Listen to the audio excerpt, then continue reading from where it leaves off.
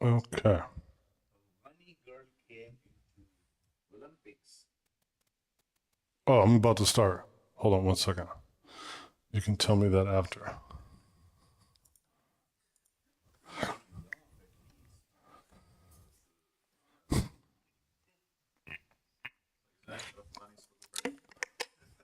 I don't know, man. I just...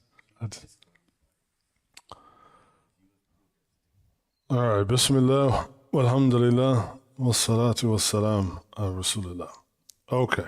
So we are continuing with our class on fiqh, and this is our fourth session dealing with the topic of zakah.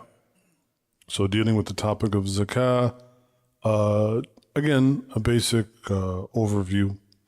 And so we talked about last session how zakah is calculated on gold and silver and other types of precious metals. We differentiated between the gold and silver that is considered halyi versus that is considered musta'amal versus like gold and silver or jewelry that is worn or used, right? That there's no zakah on that. But otherwise, you would pay on it if obviously if you meet the nisab for it. Okay, so in this section, what are some of the things, inshallah, that we're going to cover? So we're going to look at. Actually, is this the one? Make sure I have the right. Yes, okay. So we're going to go over, I've made a quick little list here of a few key terms, right? So inshallah, hopefully those will help.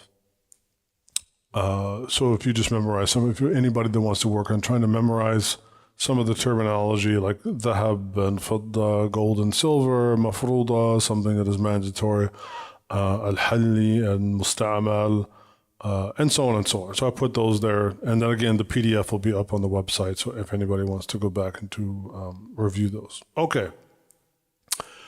Now let's, as he writes, Imam al-Majjājī, hafidhahullah, he writes, فصل في أثر الدين على الزكاة. So the other important thing when we want to know how to calculate our zakah is that we have to know, well, what is the effect that debt has on calculating our zakah?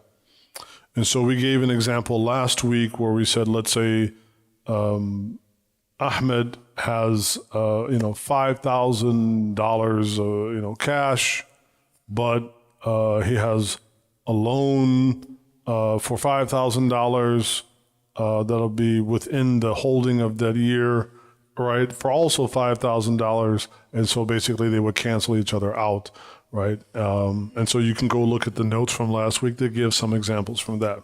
So continuing in that vein, like what are some things that affect the calculation of zakah? He says, مثل هذه المسألة أن يكون لرجل 100,000 dinar. So for example, take a person that has 100,000 dinars. Of course, he says dinar Jazairi, 100,000 Algerian dinars, because Shaykh al-Majjājī is from Jazair, he's from Algeria. I have no idea what the value of $100,000 dinars are in Algeria. It sounds like a lot, but for all I know, it's like $16. I really don't know what the exchange is, but just for the sake of argument, to imagine a scenario when a man has 100,000 Algerian dinars and owns nothing else, right? ولا يملك غيرها قد حال عليها حول من يوم الملك إلى الزكاة. And then imagine then that a year passes since he acquired the money or since he last paid his zakah, and right, وعليه دين, and he has a debt يبلغ أكثر من 30,000 dinar, that is more than 30,000 dinars. So the nisab, let's say the nisab at that time for him to pay zakah would be 70,000 dinars. But now he's got this 30,000 in debt, knocks it down to what he actually has, right? When you calculate your nisab, you subtract your debt from your cash, he's now left with 70,000 dinar, right? And as a result of that, he's now not at the nisab. And so he says, لأن الدين إذا اقتطع مما بيده لم يبق معه nisab. He hasn't reached the nisab, so he doesn't own it. That's why I said it is possible for a person ظاهرا, like on the surface level, it is possible for a wealthy person to pay zakah in a way that a poor person or a poorer person, because again, if a person doesn't pay zakah at all, then you're poor. If you pay some zakah, you're not really considered like poor from a zakatable point of view. From a societal point of view, this is a whole other conversation. So you can have a person that is leveraged in the right way. They might have a lot of money, but they also have a lot of debt because of business. You know, I remember seeing this thing where there's a guy who he's a moderately well-to-do entrepreneur, and he owns many franchises. I think he owns like 15 Dairy Queen franchises. So he said, for instance, at the end of the day, like after all calculations, that one store makes him about 60 grand a year, actually puts 60 grand a year total profit in his pocket. Now he owns like 15, 20 Dairy Queens, right? He said, but in order for me to make that, I spend 500 grand a year in expenses like food and all the other things, you know, to make all the stuff. Then I have another couple hundred grand in payroll. Then I've got taxes, insurance, right? So I'm leveraged up, or, you know, he's leveraged up with all of this debt, right? Then they have to make the food and make all the, you know, ice cream or whatever they do at the Dairy Queen. And then at the very end of it, yes, he puts that in his pocket. So he does have, obviously, if he's able to afford to pay like, you know, 600, 700, 800 grand in operating costs, certainly, you know, that is a lot of money. But, you know, so anyway, you can be leveraged in a certain kind of way where potentially you might not pay zakah, where another person, if all they have is cash, but also they don't have a very expensive lifestyle, like maybe they own their home, so they don't have a mortgage, and their utilities are very low, and on and on and on, and they make a certain amount. Now, obviously, they're only going to pay 2.5% on what they have, but it could be a point where a person that has a very meager lifestyle pays some form of zakah, and another person that has more means, because they're leveraged in a certain kind of way, you know, may not. So that's just one example that Shaykh al-Majjājī is showing us. Now, as it relates to ma'adain and also to rikaz, so as it relates to the extraction of minerals from the earth and what kind of zakah is due upon them, as well as you could call rikaz like finding treasure. So imagine, you know, you're like one of those National Geographic shows and they found some, you know, boat at the bottom of the ocean from 900 years ago filled with, you know, gold coins. Well, you got to pay zakah on that. So تجد الزكاة في معدن الذهب والفضة دون غيرهما. So zakah is due on gold and silver extracted from mines. So you and I, as so-called regular people that don't own a mine, right, we pay our zakah on our gold and silver that is not used as customary jewelry or doesn't have some type of other function. So like if, let's say I have some gold bullion or gold coins, right, if I get to a certain point in the accumulation of that, right, I could potentially have to pay some zakah on that. But if you're a person that happens to own a mine, and of course this would be a great question for Sheikh Joe, you know, is now what happens if you invest in a mine, right? So what if I have investments in a gold mine? How does that work, right? Or let alone, maybe if you are, mashallah, you somehow have a mine, right? So it is important though. Zakah says what? That you do owe zakah on gold and silver that is extracted from mines, but not on other minerals, right? Duna ghayrihima. So, if you extract, I don't know, what's another, like zinc or copper, right? No. In the istikhrajihi, rabu ashar mustakhrij, right? So the amount due is 1/4 of 1/10 or 2.5% of the extracted amount.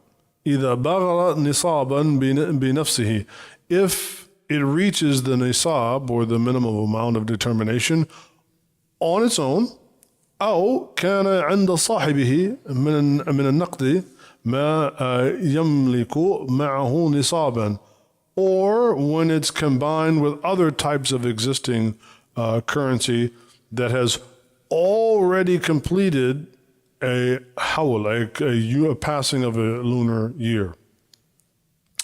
مما قد حل عليه حول القمره, right? ثم ما زاد على ذلك فهو تابع للأول ما دام النايل.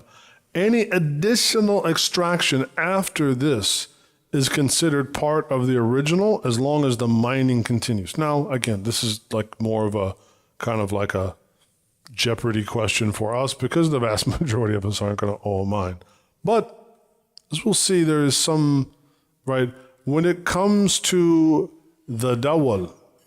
So imagine that how is that treated then when a Muslim country has a national resource of extracting, then is some part of zakah due on that goes to the benefit of the commonality of the people? Generally, the answer would be yes, right? So this shows that even though, again, probably none of us owns a mine and we won't be applying this aspect of zakah, this is a beautiful part of Islam, is that, again, zakah, the dual meaning of zakah is both purification and growth.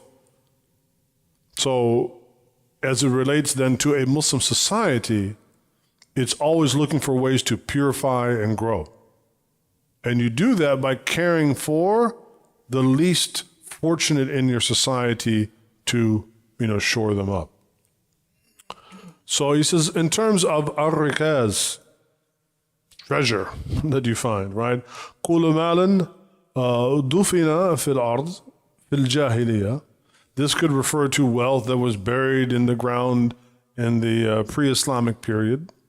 سواء كان ذهبا أو فضة, whether it was gold or silver or even some other goods, أو عروضا. والواجب فيه, now what is mandatory as it relates to rikaz or things that are found is al-khumus, is 1/5 or 20%. That goes what li bayt al-mal, goes to the public treasury in a Muslim context, in a Muslim society, or even in a Muslim community. وحكمه مصرفه حكم الفي. This ruling are treated like that of fay', which is property or things that are acquired in a conflict or a battle with the enemy, and then again are put in a public treasury for the benefit, for the welfare of the Muslims, في مصالح العامة للمسلمين, for the general benefit of all Muslims. And so now we get to the section في أثر الدين على الأموال الزكاة الظاهرة. So he's going to talk about a section on the effect of debt on zakatable wealth. He says لا يسقط الدين زكاة الأموال ظاهرة من الزروع والثمار والماشية والمعدن. So he said debt does not exempt the visible zakatable wealth, such as crops and fruits and livestock and gold and silver and that kind of thing, from zakah. And so he goes on to quote, where do we get this from? From Sahnun, who is the author of the al-Muhadhdhab, one of the foundational texts for the Malikis. And he asked Ashhab, one of the ashab of Imam Malik, one of the companions of Imam Malik, and one of the great sources of knowledge for us in terms of fiqh. He said, what is the difference between livestock, fruits, grains, and gold and silver coins in zakah? He replied, he said, because the sunnah only applies to the dhamar, which is the wealth withheld from view, meaning that you don't see, such as like cash, what we might think of today, especially like it's cash. And he said, whereas the Prophet ﷺ, Abu Bakr, Umar, Uthman, and Umar ibn al-Aziz, meaning that the Muslims that were in positions of rulership and those that, that came after the Prophet ﷺ, used assessors, people that would go out to the farms and whatnot, where they were at harvest time, to estimate what the zakah would be. Right? So estimation is also, when it comes to those kinds of things, right? Especially livestock and crops and fruits, which again, for a lot of us, generally, we are not going to be in that situation. He said this was done to account for zakah while people were still benefiting from their fruits by eating, selling, and so on, and they were not instructed to settle their debts to protect their wealth. Similarly, the herders were sent to collect from what they found in people's hands without asking them about debts. Right. So again, zakah is not like a form of punishment, nor is it a taxation. It has been described as what? Sadaqah mafruda. It is a type of mandatory charity that it is to what? Purify and to grow. Right. These are the main objectives of zakah. وفي قوله وهو المنجم لينقطع. Right. Now going back to this comment about mining, he said the entirety of this section is supported by what Malik narrates from one of his companions. So Imam Zakāh, al-Majjājī goes into some detail, like, well, how do we know these things? Are we just making this stuff up? No.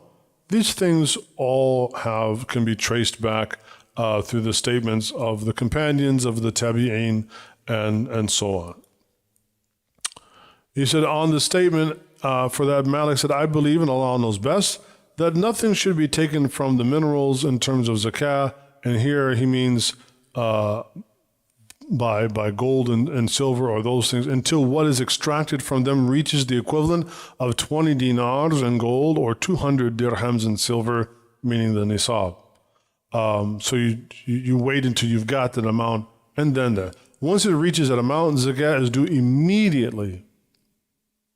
So it isn't based upon some sort of, that's the difference between, say, business, which you have market forces. You could make a profit, you could have a loss. Whereas when you're extracting those things from the ground, as soon as you have acquired 20 dinars worth or weight of gold, immediately that zakah is due, and likewise for silver.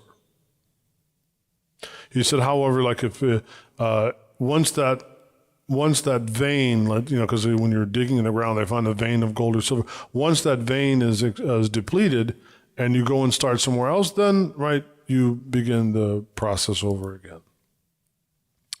And so again, most of this, what I'll probably do is just put all these, the rest of the things up here on the website, because most of this is more of a, not theoretical, but really they're not as practical for us to know, but for anybody that really wants to have the answers to this, then they can go and look for it. And this really can be used more like as a kind of a reference. It is interesting though, he says what wujub al-khumus, right? So the obligation to take 1/5 of treasure that is found and to put it in Bayt al-Mal, put it in the public treasury.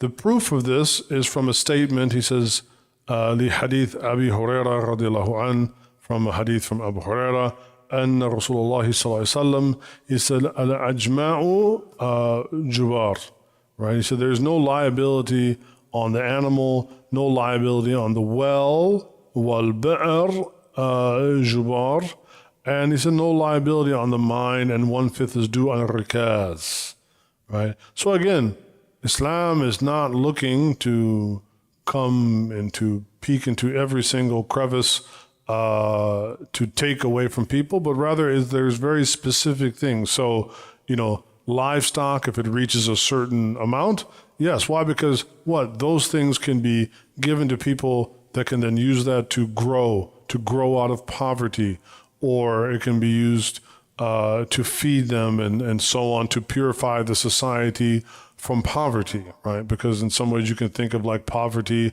as a kind of a sickness that we can try to purify ourselves from. So these are just some insights into the reasoning behind this. And then lastly, again, I put a little thing in here, just a quick summary of some of those terms and some of the mechanics, and I'll put that as the final point in the PDF, and inshallah, I will upload this to the website shortly. And let me see if anybody, looks like, no, shouldn't be, not a lot of questions. So again, this section, we still have quite a ways to go about finishing zakah, but this was a really short one, inshallah. And I've tried to make it digestible and not make particularly for the fiqh one, making them into smaller, more digestible sessions, inshallah, for us to comprehend. So that's why I haven't really made a quiz or a test as I had done for some of the weeks before, because this one I think is sufficient just for people to reference if they're curious, inshallah. And with that, we'll go ahead and wrap up this session. And again, we'll see you next week as we continue in the bab of zakah, in the chapter on zakah. Jazakum Allahu khairan. Assalamu alaikum.